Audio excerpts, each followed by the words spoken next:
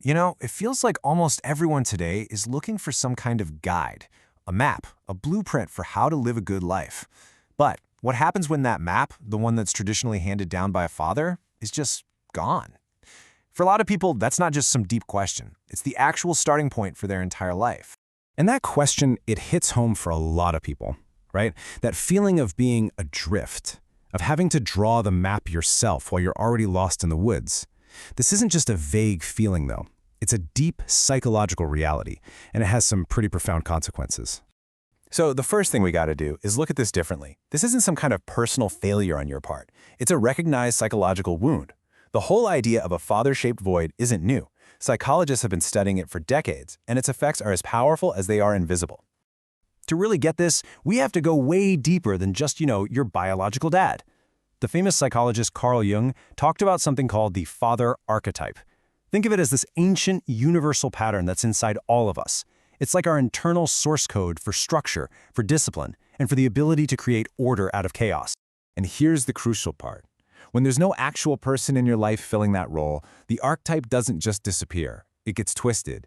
It becomes what Jungians call a shadow father, this phantom voice inside your head. And this voice, it's hypercritical, it's merciless, and it can sabotage you way more harshly than any real person ever could. And look, we have to be super clear about what absence means. It's not just about a dad who's literally gone. A father can be in the house every single day but be emotionally lost, or abusive, or toxic and controlling. Each one of these things creates that same fundamental void, leaving a kid to figure out the world without a steady, guiding hand.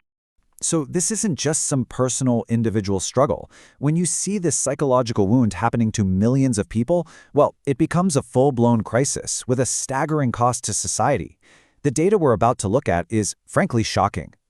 Well, let's just start with this number. 63%. That is the percentage of youth suicides in the United States that come from fatherless homes. Think about that for a second. It's a tragedy happening at 5 times the national average, and it points directly to the devastating impact of this void. But it doesn't stop there. 90%. That's the number of all homeless and runaway children who come from fatherless homes. We're not talking about a small difference here. That's 32 times the average. You see the connection, right? There's a direct line between the lack of that stable foundation at home and ending up on the streets. And the pattern just keeps going, right into the justice system. 85% of all young people in prison, same story, homes without a father. That's a rate 20 times the national average. So when you line up these numbers, 63%, 90%, 85%, it paints a really stark picture. This isn't just opinion. This is the direct, measurable cost of that father-shaped void we were talking about. Okay, so, faced with that reality, what do? Where do you even start? Well, for a lot of people, it kicks off this massive search for the very thing that's missing.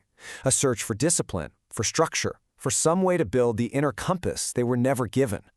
Psychologically speaking, what's missing has a name. Jung called it logos. It's basically the principle of order, logic, and rational structure. A father's symbolic job is to help a child internalize this, to build that framework inside their own mind. Without it, that nasty shadow father voice runs wild, and you're left having to build that entire structure from scratch, by yourself. So how do people try to build this inner logos today? Well, there's this modern approach people are trying called monk mode. It's basically like creating your own self-imposed rite of passage. By cutting out all the noise and distractions, you're not just detoxing, you're forcing yourself to go inward, to strengthen your own will and to build the internal authority that was never given to you. But, of course, there's another whole school of thought here, a really powerful one actually. It's the idea that this structure has to come from the outside, that you can't just invent it. As the father of the thinker 19 Keys put it, a father has to be a tangible, living example, someone to literally help you stand up straight and walk like a man. But then you have Jung's psychology, which offers a totally different path. It argues that, yeah, an external model's helpful, but the real permanent solution has to be internal. Constantly looking for a perfect father figure out there is just a recipe for disappointment. The real work is to build and integrate that father archetype within yourself. And that idea, that right there, is the absolute core of the psychological solution. It's this incredible, difficult, but ultimately liberating journey of becoming your own father. And Jung had a specific name for this whole process. He called it individuation. Now, it sounds complicated, but all it really means is the process of becoming a whole individual person.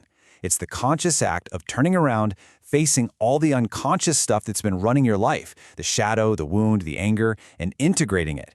You are literally building the inner structure that life failed to give you. So what does that actually feel like on the inside? It's about changing your inner dialogue. It means you finally dethrone that merciless, shaming, shadow father voice and consciously cultivate an inner father, a new voice that actually guides you, teaches you, and empowers you to take charge of your own life. And when you do that, everything shifts. The whole goal changes. It's no longer about trying to erase the wound or pretend it never happened. Instead, you learn to use the absence itself as a crucible, as a fire that forces you to forge an identity from the ground up, one that is truly, authentically, and powerfully your own. This whole journey leads to one final, radical transformation. It's about completely rewriting your story. You're no longer defined by what was missing. You're defined by what you built in its place. It's the shift from absence to presence.